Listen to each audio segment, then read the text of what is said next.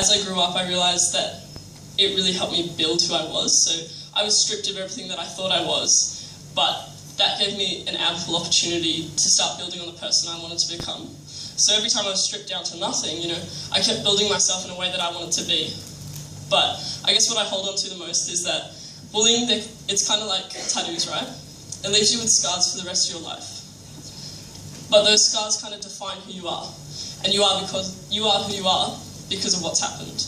And I think we talk about bullying in such ways that it's a really negative thing, but for me, as I grew up, it became sort of a really great thing because it helped me become such a stronger person, and it helped me redefine and rebuild who I was. So I think, within schools there's lots of bullying around the issue, but I think that if we start to turn it and see it in a positive manner instead of something that's really horrible, we can grow and we can learn from it.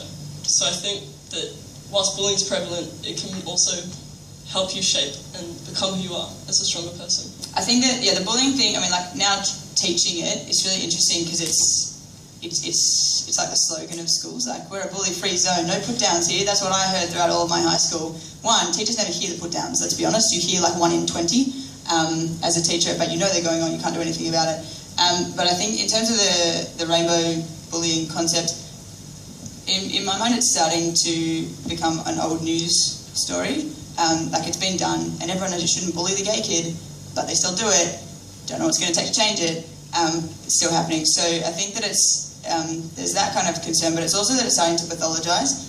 It's like highlighting that every student who identifies as rainbow must be bullied.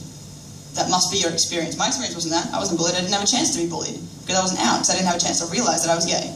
So there's this funny, in my own kind of backward culture, where there's this pathology, and it's from two sides. It's either because there's overt bullying, or because there's no chance to be bullying, because no one has the chance to be themselves or know who they are.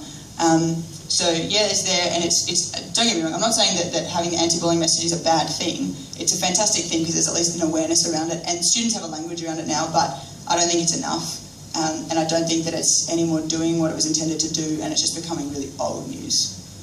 So something else really needs to change to improve whatever the situation is.